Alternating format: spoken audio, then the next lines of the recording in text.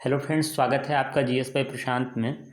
तो आज का जो हमारा एक ये टॉपिक है वो है लोकायुक्त। तो इसके पहले आपने जो टॉपिक पढ़ा वो है नगर निकाय प्रणाली से जुड़ा हुआ। तो अब नए टॉपिक पे बात करते हैं। विशेषांक में इसको भी लीजिएगा क्योंकि प्रश्न आ जाते हैं यहाँ से भी, जो है घूम फिर के आ जाते हैं। तो पहले भी कहा कि किसी चीज़ के इतिहास को थोड़ा सा देख लिया जाता है कि लोकायुक्त क्या है और लोकायुक्त के बनने के पीछे के क्या कारण रहे हैं। तो लोकायुक्त के इतिहास में अगर हम जाएं कि लोकायुक्त है क्या, तो एक आपने लोकपाल शब्द को भी सुना होगा और सुनते है ही हैं, लोकपाल लागू है ही है। तो थोड़ा सा अगर बैकग्राउंड में पीछे जाइए तो प्रथम लोकपाल जो का यूज हुआ वो कहाँ हुआ, किस देश में हुआ। तो प्रथम लोकपाल जो था वो 1809 में स्वीडन में लागू हुआ। 1809 में स्वीडन में लागू हुआ। मैं ये जनरल चीज़ें बताता जा रहा हूँ एक एक लाइन में, कभी कभी आ जाता है। फिर आ जाते हैं कि जब द्वितीय विश्व युद्ध होता है तो उसके बाद से क्या होता है कि इसका प्रयोग और तेज़ी से बढ़ने लगता है, क्योंकि काफ़ी बड़े स्तर पे द्वितीय विश्व युद्ध में कई देश अपने यहाँ भ्रष्टाचार की जांच कर रहे थे, तो वहाँ से भी बढ़ा। फिर 1962 में जो है न्यूजीलैंड और नॉर्वे जो थे, दो ऐसे देश थे जो 1962 में अपने यहाँ लोकपाल को लागू करते हैं। देखिए दो दो चीज़ समझिएगा, लोकपाल और लोकायुक्त दोनों में क्या अंतर है। लोकपाल हमेशा केंद्र के लिए बना और राज्यों के लिए जो था वो लोकायुक्त बनाया गया। बस यही अंतर है दोनों में कि लोकपाल और लोकायुक्त। लोकपाल हमेशा केंद्र के पास रहेगा और लोकायुक्त राज्यों के लिए बनाया गया। अब आ जाते हैं, क्योंकि अभी मैंने बताया कि 1962 में न्यूजीलैंड और नॉर्वे में लागू हुआ। फिर 1967 में ग्रेट ब्रिटेन जो था वहाँ लागू हुआ। और ग्रेट ब्रिटेन सबसे उस टाइम का सबसे बड़ा लोकतांत्रिक देश बना जहाँ पर ये चीज़ लागू हुई। फिर 1966 में आते हैं। तो 1966 में मॉरिशस में, सिंगापुर में, मलेशिया में और भारत में ये चीज़ लागू हुई। कहाँ कहाँ? मॉरिशस में, सिंगापुर में, मलेशिया में और भारत में। फिर उसके बाद 1960 के दशक में ये बात चल रही थी। ठीक है, ये तो लागू होने की बात हो गई, लेकिन इसके पीछे के थोड़े से बैकग्राउंड में अगर आप चले जाएंगे तो 1960 में कानून मंत्री थे अशोक कुमार। तो उन्होंने इस चीज़ पे चर्चा की। तो बस एक चीज़ आ जाएगी, प्रथम बार किसने चर्चा किया, तो 1960 में जो थे कानून मंत्री अशोक कुमार थे। ठीक। फिर अब आ जाते हैं थोड़ा सा 1911 में। आपको अन्ना हजारे जी का आंदोलन याद रहा होगा, तो काफ़ी उस समय लोकपाल को लेकर चर्चा हो रही थी। तो 2011 में जो है इसको लेकर काफ़ी विचार विमर्श हुआ, और लेकिन ये चीज़ सफल नहीं हो पाई। दो तीन चीज़ें पहले से भी कई आयोग बनते आ रहे थे तो वहाँ भी नहीं हो रहा था, लेकिन 2011 में काफ़ी प्रबल रूप से लाया जाने का प्रयास किया जा रहा था। फिर आप देखेंगे कि 2002 में जो है एक 2002 में कि NM वेंकट चलैया जी की अध्यक्षता में लोकपाल और की सिफारिश की गई। ठीक है, और ये कहा गया कि प्रधानमंत्री जो रहेंगे इसके दायरे से बाहर रहेंगे। ठीक, PM को लोकपाल के दायरे से बाहर रखने की बात कही गई। ये 2002 की बात है। फिर क्या था कि 2005 में वीरप्पा मोइली जो थे वो द्वितीय प्रशासनिक सुधार की बात कर रहे थे। ठीक, द्वितीय प्रशासनिक सुधार हुआ और वहाँ भी लोकपाल को लागू करने की सिफारिशें बड़ी तेज़ी से चल रही थी, क्योंकि लोकायुक्त और लोकपाल दोनों एक ही सिक्के के पहलू हैं, ये जान लीजिएगा बस। क्योंकि दोनों का काम ही है भ्रष्टाचार पर नियंत्रण रखना। फिर 2011 में जो था प्रणब मुखर्जी की अध्यक्षता में, 2011 में प्रणब मुखर्जी की अध्यक्षता में, ठीक है, लोकपाल को लागू करने का परीक्षण किया गया। जो लोकपाल विधेयक था उसको लागू करने के लिए परीक्षण किया गया। और मैंने बताया ही कि अन्ना हजारे का जो आंदोलन था जो भ्रष्टाचार के विरोध में था, और उन्होंने जो उस टाइम की UPA सरकार थी उस पर काफ़ी दबाव डाला कि आप इसको लागू करिए। और परिणाम स्वरूप ये हुआ कि 2013 में संसद के दोनों सदनों में लोकपाल और लोकायुक्त विधेयक पास हुआ। ठीक, अब 1 जनवरी 2014 को राष्ट्रपति इस पे अपनी सहमति दे देते हैं। 1 जनवरी 2014 को लोकपाल विधेयक के लिए, और 16 जनवरी 2014 को ये पूरी तरह से लागू हो जाता है ये चीज़। अब देखिए, कहा जाता है कि लोकपाल और लोकायुक्त शब्द का प्रयोग, कभी कभी क्वेश्चन आता है कि लोकपाल और लोकायुक्त शब्द का प्रयोग किसने पहली बार किया। तो लोकपाल और लोकायुक्त शब्द का प्रयोग जो किए थे वो LM सिंघवी थे। ठीक, ये चीज़ हुई।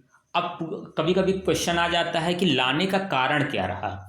तो आप जानते हैं कि 1966 में प्रथम प्रशासनिक सुधार आयोग का गठन किया गया, और जो सरकारी अधिकारी थे, संसद सदस्य थे, उसमें सब शामिल थे, और उनके विरुद्ध काफ़ी शिकायतें आती थीं कि मतलब वो भ्रष्टाचार में लिप्त हैं। तो उनके लिए केंद्रीय स्तर पे जो था वो लोकपाल की बात चल रही थी, और राज्य स्तर पर स्वतंत्र मतलब प्राधिकारियों की स्थापना की सिफारिश चल रही थी। तो वहाँ पर लोकायुक्त जो थे वो काम करेंगे, ये चीज़ हुई। तो मैंने बताया भी कि जो लोकपाल रहेंगे वो केंद्र के संघ के पास और लोकायुक्त राज्यों के पास। अब ये पूछा जाए कि ये कैसी संस्थाएं हैं, तो लोकपाल तथा लोकायुक्त अधिनियम अगर 2013 में आप जाएं तो केंद्र के लिए मैंने बताया कि लोकपाल और राज्यों के लिए लोकायुक्त संस्था की व्यवस्था की गई। हो गई बात क्लियर। और ये संस्थाएं जो रहेंगी बिना संवैधानिक दर्जे वाली वैधानिक संस्थाएं हैं। ये चीज़ जानिएगा कि जो ये संस्थाएं हैं बिना संवैधानिक दर्जे वाली वैधानिक संस्थाएं हैं, निकाय हैं ये। और फिर इनका मैंने बताया कि काम ही है कि जो भी सरकारी अधिकारी हैं उन पर भ्रष्टाचार के आरोपों की जांच करना या देखना कि कहाँ भ्रष्टाचार हो रहा है। ठीक, अब आवश्यकता क्यों पड़ी भाई, आज जब CBI है आपके पास, सब चीज़ है, फिर भी इस चीज़ की आवश्यकता क्यों पड़ रही है। तो हुआ कि खराब प्रशासनिक जो व्यवस्था थी, हाँ, और फिर उसमें फिर राष्ट्र जो मतलब आपके देश को खोखला कर रहे हैं कि मतलब ब्यूरोक्रेसी में हो चाहे आपके मंत्री हों, तो वहाँ भी जो है कि खोखला कर रहे हैं, तो उसकी जांच करना हर काम CBI के बस का नहीं था। तो इसलिए एक सेपरेट बनाई गई चीज़ें कि ये भी जांच कर सकें। ये चीज़ हो गई क्लियर। अब आ जाते हैं थोड़ा सा अपने टॉपिक पर कि उत्तर प्रदेश में लोकपाल कब लागू हुआ। तो उत्तर प्रदेश में मैंने दिखाया है और लिखा भी है, पढ़ने की कोई आवश्यकता नहीं है, आप नोट कर लीजिएगा। ये सारी चीज़ें मैं आपको नोट करने के लिए बता देता हूँ और ये रख देता हूँ यहाँ पर। ठीक है, तो 1975 में पारित किया गया। ठीक, अब आ जाते हैं थोड़ा सा और नीचे कि मैंने बताया कि प्रथम प्रशासनिक सुधार हो रहा है कब, तो 1966 में, और उसके बाद से ही प्रशासनिक आयोग की जो संस्कृतियां थीं उसके तहत ये चीज़ें लागू हो रही हैं। सबसे मेन इम्पॉर्टेंट जो चीज़ है ना इसमें ये चीज़ है कि किस अनुच्छेद के तहत है। तो अनुच्छेद 201 के तहत ये चीज़ है, इसको आप लोग नोट कर लीजिएगा। ठीक है, अब आ जाते हैं थोड़ा सा कि यह कार्यपालिका के प्रभाव से मुक्त और स्वतंत्र रहेगा। ये चीज़ हुई, ये चीज़ क्लियर हो गई कि कार्यपालिका में मतलब कोई इनका दखलंदाजी मतलब ये नहीं रहेगी। फिर उसके बाद है कि वर्तमान के लोकायुक्त कौन। अक्सर क्वेश्चन आता है कि वर्तमान में लोकायुक्त कौन है। तो सेवानिवृत्त जो हैं श्री संजय मिश्र जी जो हैं वो वर्तमान में लोकायुक्त हैं। अब प्रथम लोकायुक्त कौन थे, तो श्री विशंभर दयाल जो थे वो प्रथम लोकायुक्त थे, और इनका कार्यकाल जो था 1977 से 1982 तक रहा है। पहले 5 वर्ष का कार्यकाल होता था, फिर 2012 में इसको 6 वर्ष का कार्यकाल रहता था। बाद में इसको जो है 8 वर्ष कर दिया गया 2012 में संशोधन करके। तो ये चीज़ आ जाती है, और ये चीज़ कि लोकायुक्त का कार्यकाल कितना होता है। अब थोड़ा सा कुछ चीज़ें और भी जो हैं इम्पोर्टेंट हैं जो कि कि मतलब जो लोकायुक्त का संगठन है उसकी योग्यता क्या होनी चाहिए। तो कोई भी मुख्य न्यायाधीश या रिटायर्ड जज या कोई जो महत्वपूर्ण व्यक्ति होगा वो लोकायुक्त बनने की योग्यता रखता है।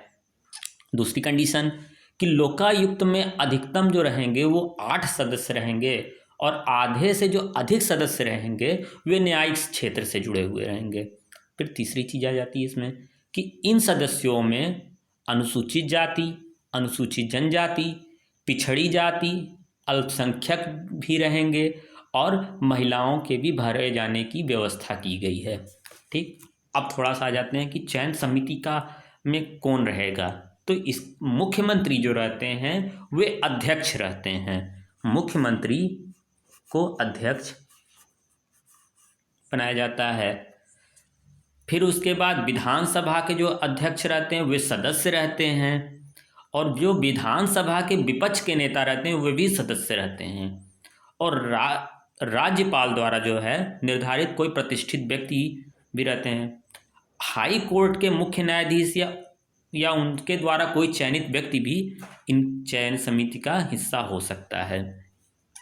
अब लोका जो युक्त होते हैं उनके जो अधिकार क्षेत्र होते हुए कहाँ होते हैं या मतलब उनका अधिकार क्या है। तो भ्रष्टाचार से संबंधित मामलों की जांच बात ही चल रही है, उस चीज़ पे हो रही है। फिर देखिए कि वह मामला जिसमें पूर्व मुख्यमंत्री, मंत्री या राज्य सरकार या उनसे जुड़ा हुआ कोई भी अधिकारी जो भ्रष्टाचार में लिप्त है उनकी जांच करना। एक चीज़ ध्यान रखिए, मैंने यहाँ लिख दिया है कि इसमें जो है कौन उनकी परिधि में नहीं आएगा। ठीक है, इतने लोग उनकी परिधि में नहीं आते हैं। ठीक है, माफ़ कीजिएगा थोड़ा सा पेन में दिक्कत हो रही है। इतने लोग नहीं आते हैं, जहाँ से न्यायालय महालेखाकार लिखा है ये। ठीक है, तो ये लोग नहीं आते हैं। फिर उसके बाद जो है कि इनका जो वेतन होगा वो किसके बराबर होगा। तो इनका जो वेतन रहेगा वो सुप्रीम कोर्ट के जो जज मुख्य न्यायाधीश रहेंगे उनके समान होगा और इनके जो सदस्य रहेंगे जो उनका वेतन रहेगा वे जो बाकी न्यायाधीश होते हैं सुप्रीम कोर्ट के उनके बराबर होगा। और कार्यालय तो जानते ही हैं कि राज्य की राजधानी में होगा। तो ये चीज़ें जुड़ी थी लोकायुक्त के इतिहास से जुड़ी हुई। और लोकायुक्त है क्या उसके बारे में, क्योंकि क्वेश्चन आने हैं तो यहीं से कब आया, तो 1975 में। किस अनुच्छेद के तहत है, तो अनुच्छेद 201 के तहत है। ठीक है, वर्तमान में लोकायुक्त कौन है, तो सेवानिवृत्त श्री संजय मिश्र हैं। और बस ये है। और प्रथम पूछ दिया तो श्री विशंबर दयाल जी हैं। कार्यकाल कितना होता है, तो 8 वर्ष। तो चलिए, उम्मीद करते हैं आपको ये चीज़ें अच्छी लगी होंगी।